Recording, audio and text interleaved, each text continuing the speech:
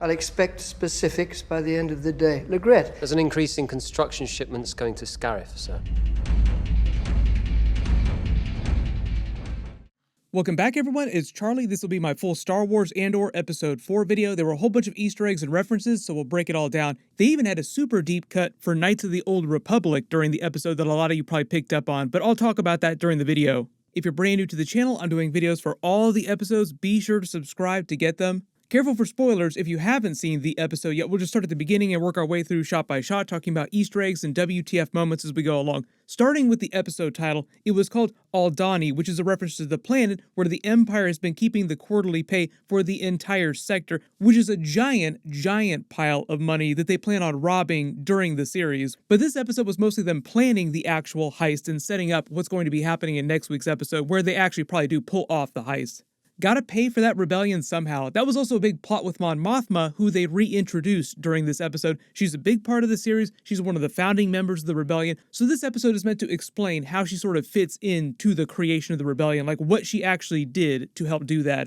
And just like they plan on robbing this Imperial garrison to get all this money to pay for the rebellion, or help pay for the rebellion, one of her major roles is to use her position to divert a bunch of funds that they can use for whatever it is that they need for their missions as they try to create the rebellion. Episode 4 also kind of served as sort of like a reintroduction to what's happening with the actual Empire. Like, we didn't really see the Empire during the first couple of episodes, even though they're ever present in the galaxy. Like, you feel their influence. They reference them many times in the first couple of episodes.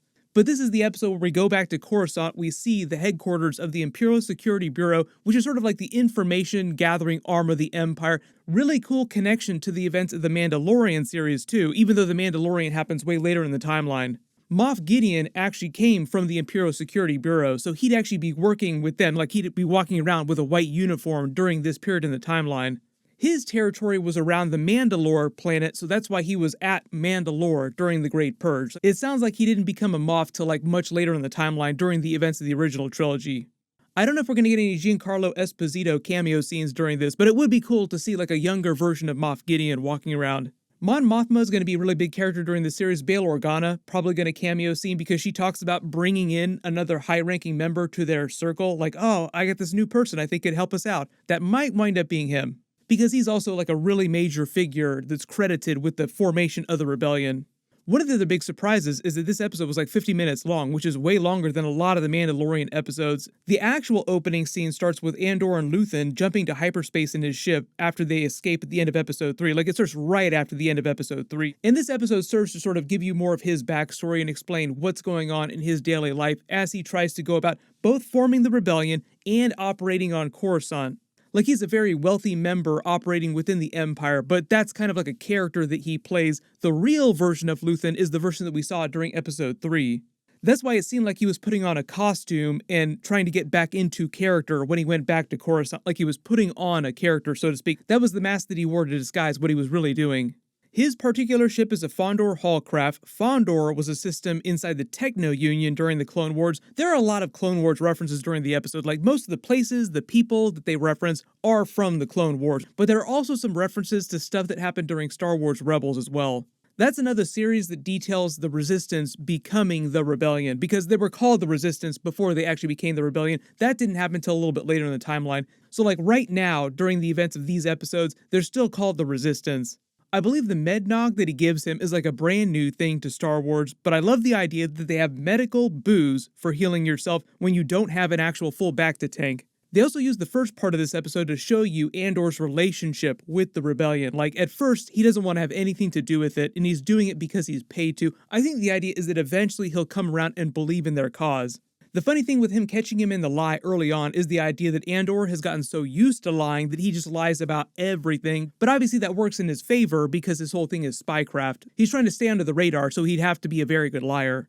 When he mentions the Battle of Mimban that he fought in for the Empire when he was 16 years old, that was after the Clone Wars. Like, this wasn't the Clone Wars. This was happening during the events of Star Wars Solo. You actually see Han Solo's backstory. He fought in that same battle. And we find out that both of them actually deserted the Empire during the battle. Andor apparently came there as a cook, and he deserted. That's how he survived. Like, that's the big story in this episode. But also Han Solo rescued Chewbacca during that battle, and they both deserted. They set up the heist that they're going to pull off early in the series here. It sounds like it's going to happen in episode 5, but the idea is they're going to steal the payroll for the entire sector worth of Imperial officers, which is just like a giant amount of money. Obviously, the rebellion costs a ton of money. Like, you have to get all those ships, all those weapons from somewhere. A lot of it they wound up stealing, a lot of people gave them ships, a lot of them they stole from the Empire, and a lot of them they actually did have to pay for. One of the reasons why the New Republic later on allows the Hutts to continue operating, doing all their black market trade, is because the Hutts were kind of neutral and they also sold weapons to the rebels in addition to the Empire. So technically the rebels kind of owed them a solid, so they're like, okay, fine, you're kind of shady, but we'll let you continue doing what you're doing, because without you, we wouldn't have been able to pull off the rebellion. But that's part of Mon Mothma's role too, like high level, she can get them tons of money that they use to pay for all this stuff. There's a really cool Easter egg when Luthen gives him the blue Kyber crystal. Obviously, Kyber crystals are used in the creation of Jedi's lightsabers. This is a blue one, so it's a blue lightsaber. It's the same color as Anakin's lightsabers.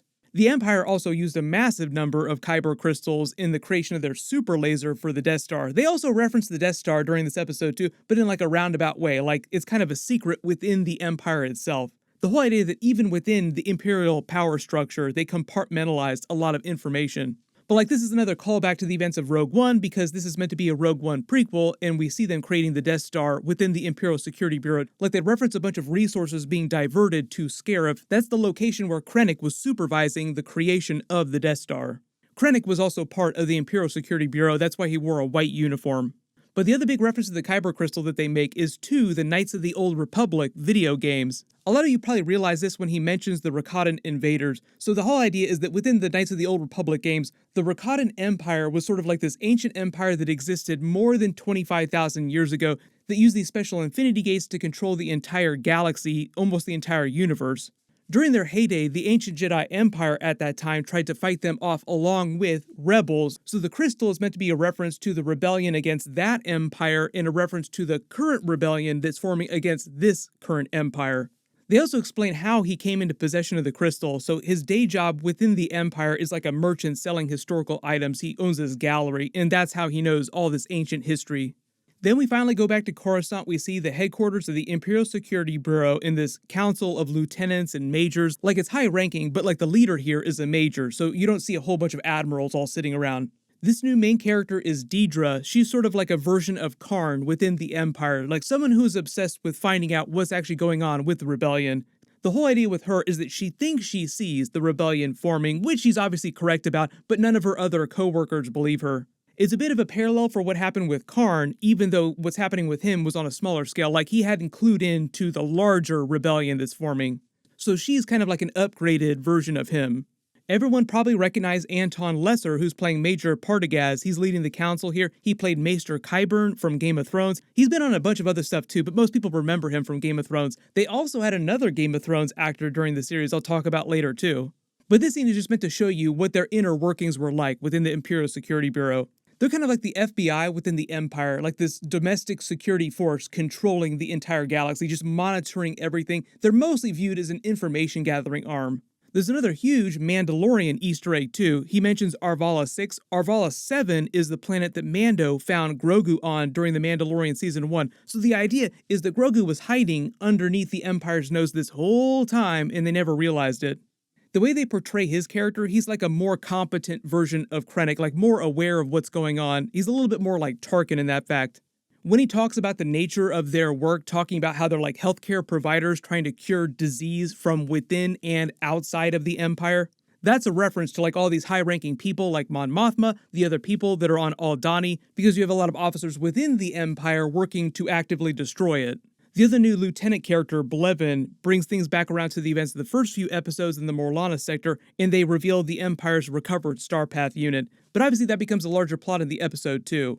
Dedra references that the Starpath unit was stolen from a unit within her sector. She also makes it sound like it had been lost again, like it had been stolen again after the Empire had rescued it after that big firefight. I think that has more to do with the Bix storyline, like she'll be going after Bix, looking for the Starpath unit, because Bix is a much bigger character, and her whole thing was that she wanted the Starpath unit initially before they lost it. They also set up this internal conflict with Dedra versus Blevin within the ISB, and that's just to show you how there's no love between members in the Empire, and that's one of the things that the rebels used against them. Like maybe if they all did a better job of working together, the rebels wouldn't have had a chance.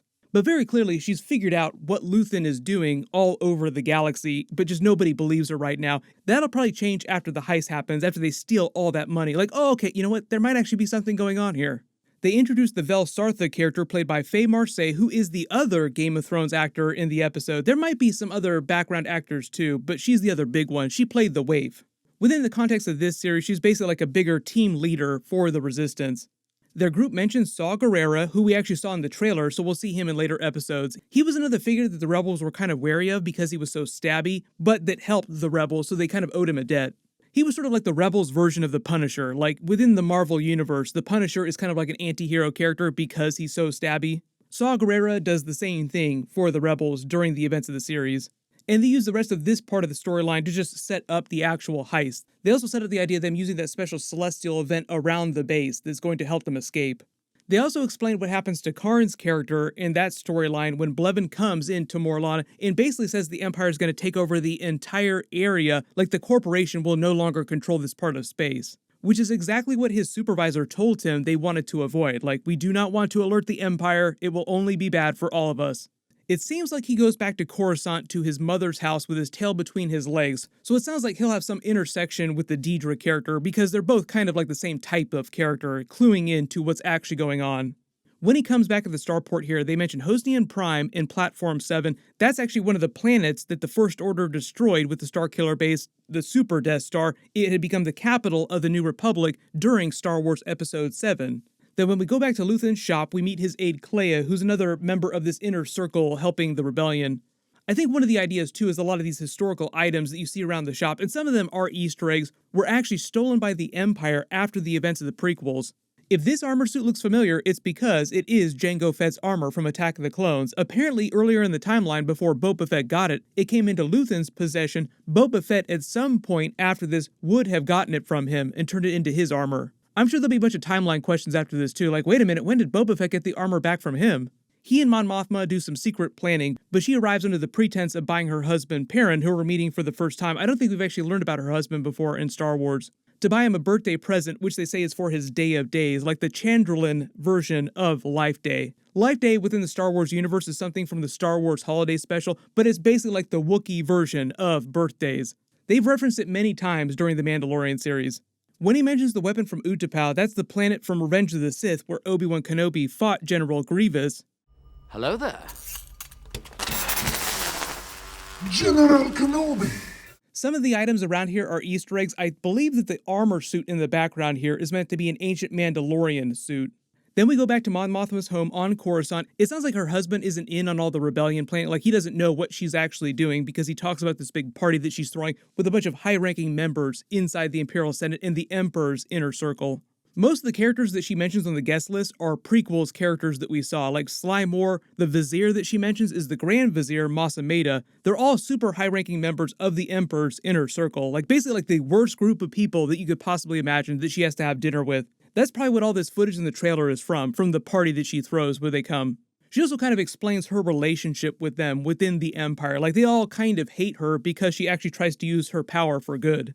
Which is one of the reasons why the Emperor, before the events of A New Hope, dissolves the Senate completely, like, okay, let's just get rid of that problem. We don't want people helping everyone else. When she references Gorman, she's talking about the atrocities that the Empire committed on the planet. It was featured during Star Wars Rebels. The way they present her husband in the episode is that he isn't like a bad character or anything like that. He's not evil. It's just that he doesn't know exactly what's going on. And he's one of the many high-ranking members within the Empire who just kind of blind to what they're actually doing. Like, we got all these really powerful people coming. They're all super fun to talk to. And you have Mon Mothma trying to remind him, no, these are all terrible people. They commit atrocities every day. Then at the end of the episode, when Deidre's talking to Anton Lesser's character, he mentions Sev Tok. That's another planet from the Clone Wars. But also, they basically set up the idea that she's probably going to do the same thing that Karn did in the first couple of episodes. Like, she's told to just leave it alone. Pretty safe bet she's not going to do that, and she'll do exactly what Karn did and just go rogue on it. But remember, his whole thing is that he said, wait till you have more concrete evidence. The evidence will probably come when they pull off the heist. Like, look at this giant pile of money that they stole from us. Clearly something is going on. And it sounds like that actual heist will happen during episode 5. But if you spotted any other Easter eggs in the episode that I didn't talk about in the video, just write down below in the comments. There's probably a lot more Easter eggs in the background of some of these scenes too.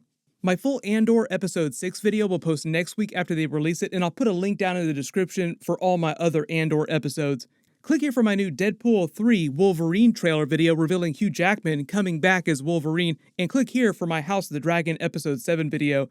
Thank you so much for watching, everyone stay safe, and I'll see you guys in the next one.